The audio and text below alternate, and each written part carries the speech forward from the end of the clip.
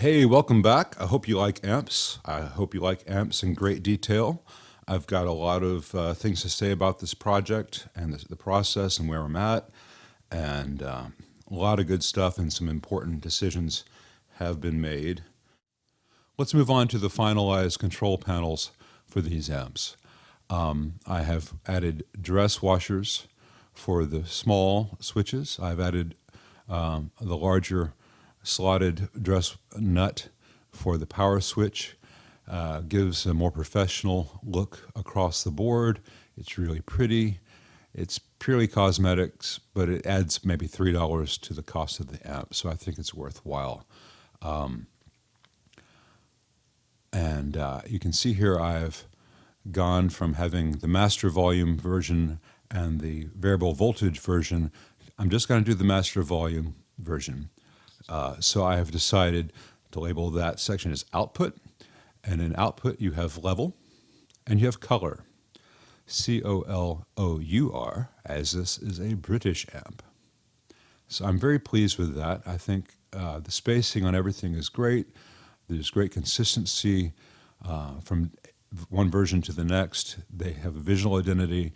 There's a hierarchy of controls, which is reflected in the visual hierarchy of the graphics, which leads me to the name of the thing. And names are tough. Last time you saw this, it was the Modern Vintage 15, and I think everyone agreed that was just kind of lackluster and a placeholder name. But naming things is really tough. And, you know, I wanted to give this thing a nod to the 60s without impinging on trademarks, et cetera, et cetera. So I thought about that whole era of the British invasion and things that were being said and lyrics, and I went down the whole rabbit hole and, you know, should I call it the gear fab? But that's a little esoteric, and not many people will get that these days. And I went down the whole Hard Day's Night thing, you know. How did you find America? Turn left to Greenland? All that stuff. But that scene actually stayed in the back of my mind while I looked at other things to call this. And I looked at all the mod and rocker and mucker stuff from the era and Ace Face and all that. And I thought it was all a little too dated, a little too cute, and not enough people would know about it. So I then went to like Anglophilia things. You know, what could I call this thing? You know, Pinnacle 15. Pinnacle's already Pinnacle Audio. You know, Paradigm 15. Things that denote excellence. That sounds too academic or like a Dilbert cartoon. Paragon. You know, Paragon 15. It sounds like a face cream or something. And then I went with other things that weren't specifically denoting excellence, but they were very British. And, you know, I kind of, you have to look at everything from every perspective. You know, it helps if you watch a lot of Arrested Development. At one point, I had this thing called the Analog 15 with the British spelling. But particularly when the word analog with the British spelling was arced in that circle, I just knew that I get people, mostly Americans, but maybe not all, saying, why do you call your amp the anal ogre? The anal ogie? What is that? Anal ogie? So Analog 15 was out, as was Analropist. But two things kept percolating in my mind. The excellence connotation, you know. Couldn't call it the Brilliant 15. I thought about that, you know, the Brilliant channel and all that, and very British thing to say, it's brilliant. Certainly didn't want to call it the dog's bollocks. But going back to that, just the general British spellings versus American spellings, I came up with one word which is spelled differently in British than in American English, and we'll get to that. And that scene from A Hard Day's Night kept percolating in my head, you know. Do you see a lot of your father? No, we're just good friends.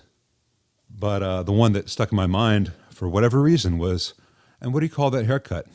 Arthur. So, excellent. Words which are spelled differently in British English. Arthur. Behold,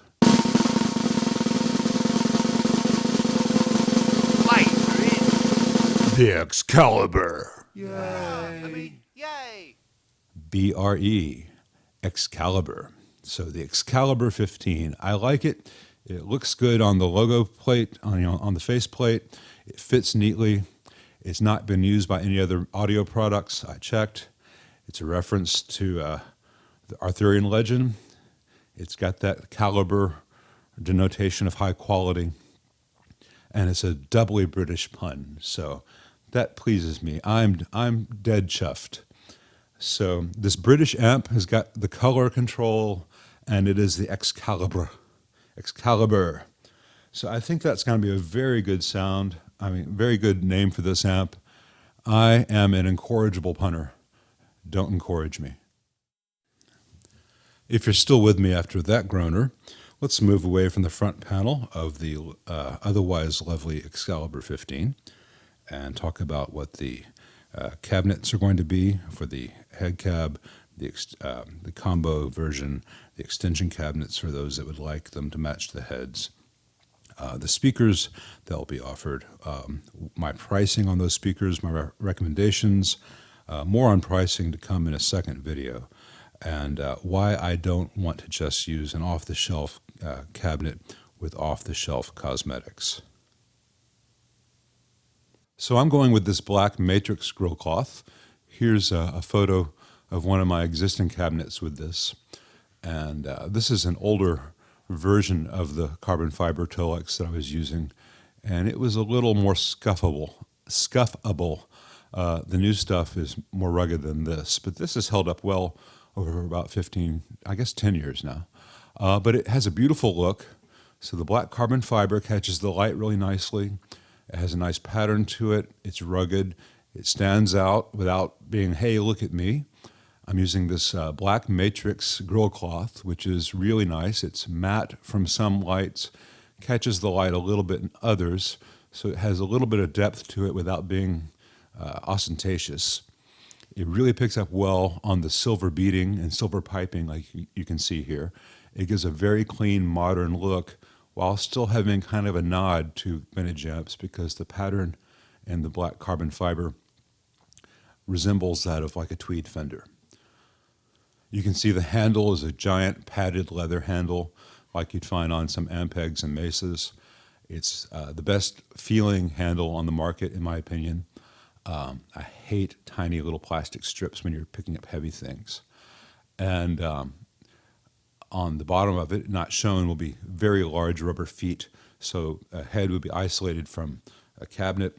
A cabinet would be isolated from the floor. The bottom of the head will not contact any handle beneath it because the feet are tall enough. I don't like little chrome glides. I don't like great big plastic cuppy things like in Marshalls, unless you have the matching plate in the cab. And the big rubber also isolates things from vibration, especially with the EF86. That's nice. Now on the logo plate, in the bottom left here, you can see my old logo plate, which was silver and said Psionic Audio in black. And just due to the width and height of things, it was really hard for me to find a good look in a logo plate. I just ended up with a lot of excess negative space.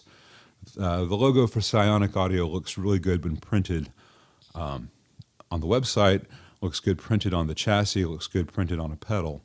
But as a piece of plastic or a piece of metal that is screwed to a wooden cabinet, it was very hard to get the balance right because it had to have extra material supporting it. It wasn't just free-floating ink.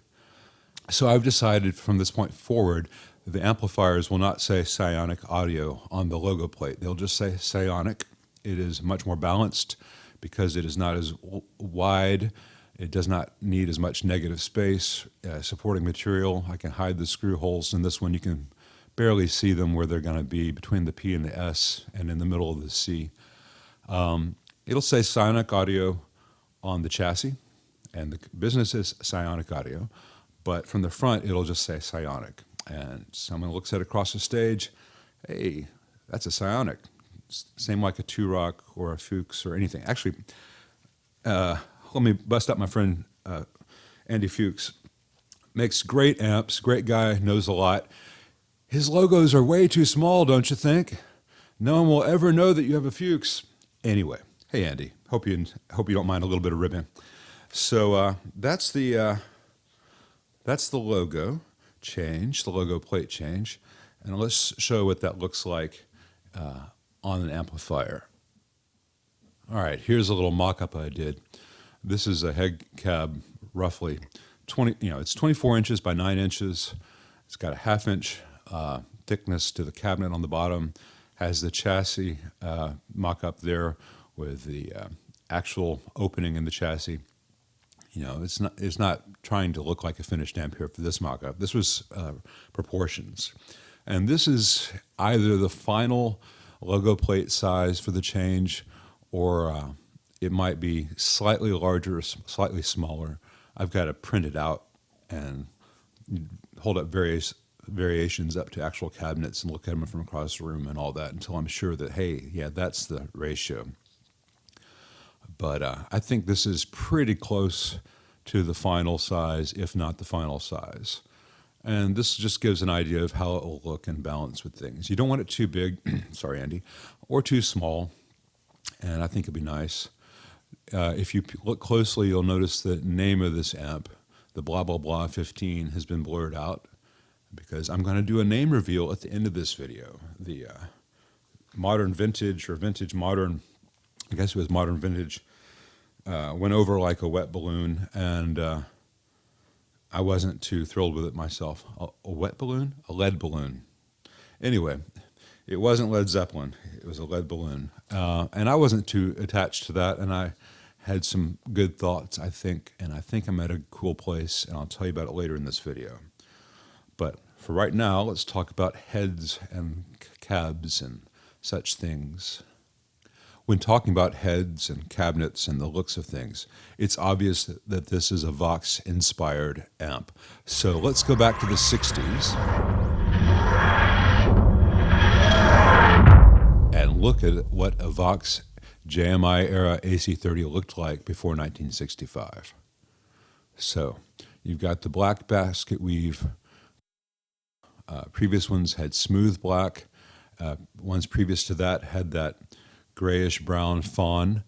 All three of those Tolex coverings were extremely fragile.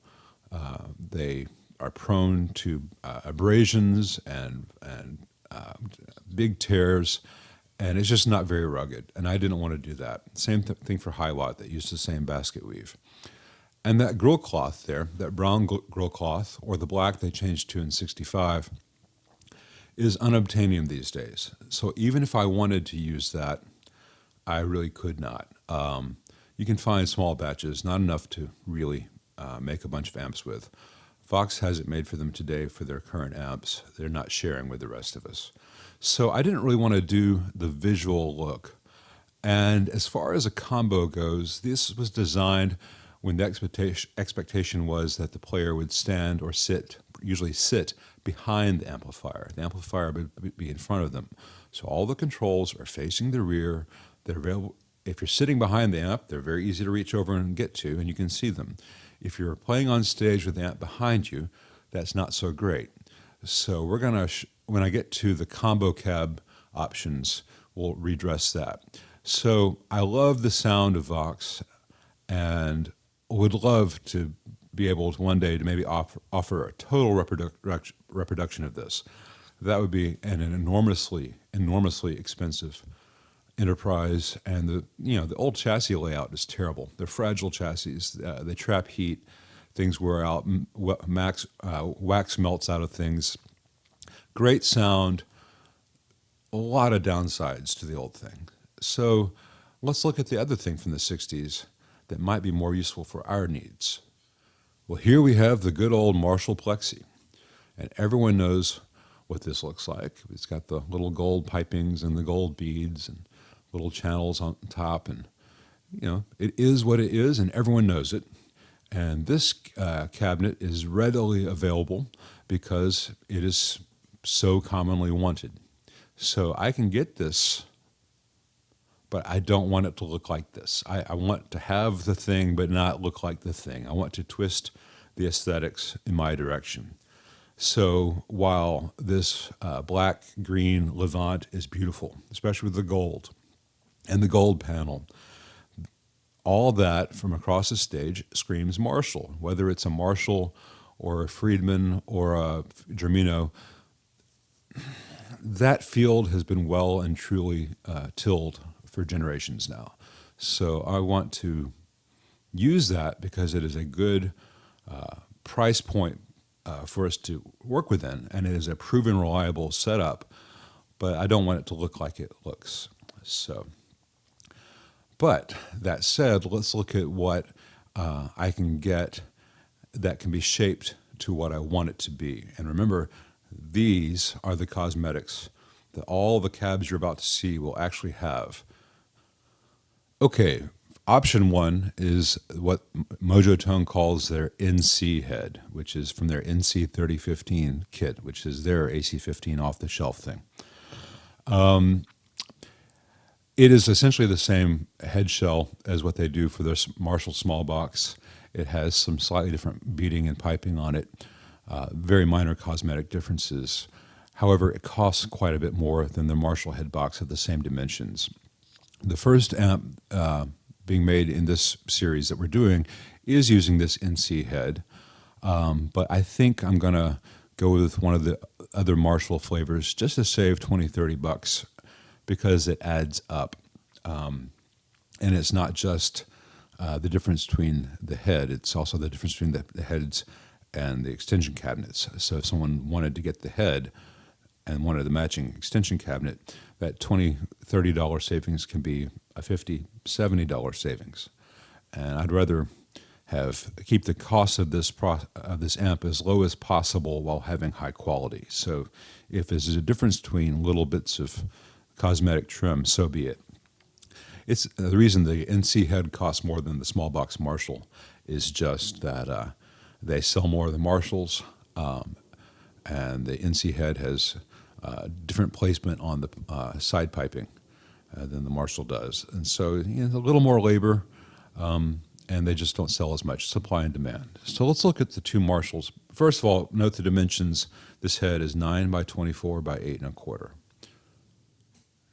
So there's their extra small head, which is 8 by 20 by 8 1/4 for $205. It's the same cabinet, slightly smaller, different piping and beading. This is a really good choice in terms of fitting the chassis. However, it is much more narrow than the extension cabinets, which would match it, which some people would like, but it's still wider than some of the very small 1 by 12s. So the price difference is not that great. It won't look as cool stacked on a matching cabinet, in my opinion. And that 8-inch height versus the 9-inch height does make a difference in terms of airflow, and a pair of EL84s gets hot. So my preference will be their standard small head. It's 9 by 24 by 8 1/4. It's the same thing as their NC15, slightly different cosmetics. This will look fantastic with my cosmetics, with the carbon fiber and the bigger handle and the silver piping. This actually costs the same as that NC15, but the heads with matching cosmetics, the cabinets, the extension cabinets that mate with this cost less than their NC extension cabinets. So I think this is the way to go for heads. Let's look at the rear of all three. All the head options I've shown would have essentially the same layout from the rear. Everyone knows this. It's a Marshall 50-watt rear cabinet. It will have silver mesh rather than gold, which will pick up on the silver accents in the amp. Little things matter, especially to me, because I cannot have gold mesh when all the trim is silver. I'm sorry, I just will not stand for it. So let's look at these two combo options. These are probably the most recognizable 1 by 12 Marshall style, and it's the same layout for the Vox available. The Vox one on the right, the NC one on the right, costs more just because it has some added details like the fascia strip and the side beading. Does not make a lick of difference in terms of the sound. It's kind of cool, but I wouldn't be using that gold fascia strip anyway. I'd be using a large silver bead. And so, but if these were the only choices, I would go with the one on the left. It's $50 less. It'll look fantastic with my cosmetics. But both of these have the same fatal flaw. They were designed back at a time when the guitarist was going to sit on the bandstand behind his amplifier or her amplifier. And so the controls were all there, right by your hand and facing you, et cetera, et cetera. But in today's world with the amp behind you on stage, it's really hard to look down in a dark stage and see those knobs. But more importantly, from my perspective, because the way the chassis is attached to the rear panel, you have to remove the entire rear panel to really access fuses or or tubes, or even really it's really hard to even to see where to plug an IEC cable in sometimes on a dark stage. So I would prefer to avoid this layout, traditional though it may be, just because from the player's perspective, it's very difficult to plug in and plug out, unplug, to change a fuse, to change a tube, and just every time you use it, it's a little bit awkward to look over and try to see the knobs. So let me show you what I think is a much better utilitarian, practical, and aesthetic choice. They have this option, which is fantastic. This is an 18-watt, same size cabinet, but with the front-facing chassis, like you'd find on a Dr. Z or many other amps. Makes all the controls easy to access. It's easier to get to the tubes. You don't have to pull the rear panel at all, or if you do pull the rear panel, the chassis stays attached to the cabinet. Less to go wrong. It really works better in every way they can conceive of, with one minor con, in that the tubes are hanging down, which they do on Fenders, which they do on Dr. Z's, which they do on a lot of things, which means that the heat from the tubes flows up into the amp, and that can cause problems in a lot of amplifiers. But this amp will not have PCB-mounted tubes. They're going to be chassis-mounted Beltons with real solder, and no components will be mounted around the tube sockets, which will be affected by that heat. So there will not be a capacitor right there to get roasted. I don't think that'll be an issue. It'll, in terms of the hang-down tubes, it's going to have increased airflow this way, and be so much better. If you blow a fuse, bam, change it out. Want to unplug the IC cable? You don't have to fish around underneath. You want to change the volume, it's right there. So I think this is the way to go, and the visuals of this cab match the head option. So everything will have a good look, and I think this is just clearly the winner from practicality and aesthetics. Those are two very important perspectives. All right, let's talk speakers. Let's start with the granddaddy here, the Celestion G12 Blue Alnica. This is the classic sound for an AC-15 or AC-30. And they are fantastic speakers, but they are very expensive. The best retail price I could find on these everywhere was $279. And, not to talk out of school, my price would be $235. So that is an option A, and it is a great option. Know, however, that if you really push the amp, this 15-watt amp can blow this 15-watt speaker, even though that's a very conservative rating. I think that the Blue is more of a 20-watt amp. But, if you're using a lot of overdrive and boost pedals and running the amp slammed all the time, you may not like having to replace $240 speakers very often. Everyone points to Brian May, blah, blah, blah. Brian May has them cranked. Brian May does this. Brian May does that. Brian May is a multimillionaire, and he has a warehouse full of 60s and 70s Celestion G12 Blue speakers, and they go on tour with a selection of replacements, and they change them out because he blows them up all the time. What about Edge? He tours with them. Again, really, really rich, has spares for his spares. For the rest of us, a $240 speaker is a lot, so bear that in mind. I'll be glad to put one of these in your amp, and it has a fantastic sound, but it is an expensive speaker that can blow. Let's look at a potential replacement that can save us some money. Now, this is the Warehouse Guitar Speakers Black and Blue Alnico 15 watt, which is supposed to be very comparable to the Blue. The Blues today are made in China versus the UK. This is made in Kentucky. And I've had very, very good experiences with Warehouse speakers. I have not tried this one yet. I'm ordering one to try with this first build. Notice the price difference. $160 my price versus $240, my lowest price on the Celestion. So when I get this speaker and I do an A/B and playing test, you'll be able to hear. This might be a very good option for the Alnico sound at a reduced price. If it does not sound as good, I will tell you so. I have a dealer relationship with Warehouse, but not all of their speakers are speakers I love. Many of them I do. So it's not just a point of saving money, but if we can get the same sound and save money, that is very good. That said, there are two very good lower cost ceramic options with higher wattage so that the speaker will never blow in this 15 watt amp. And let me show you what those two are. First, there is the Celestion G12 M65 Creamback, which is one of my desert island speakers. It is 12-inch ceramic. It is 65 watts. It sounds fantastic. It does not sound like a Blue, but it sounds great with a Vox. This has a very nice full mid-range without being nasal or boxy. It has extended highs without being brittle. It has great lows. This is a fantastic sounding speaker. And again, I can get this speaker for $127.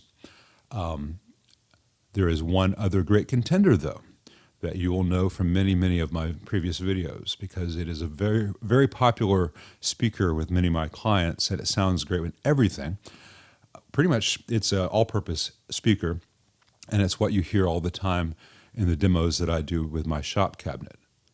And that is the Warehouse ET65, which is their version of the G12M65, and my price on that is $80. So $127 versus $80. That's a pretty good savings. Now, I will say that for some styles of music, I think the ET65 doesn't quite sound maybe as good as the Creamback 65. For most things, they are almost interchangeable. They're very similar speakers.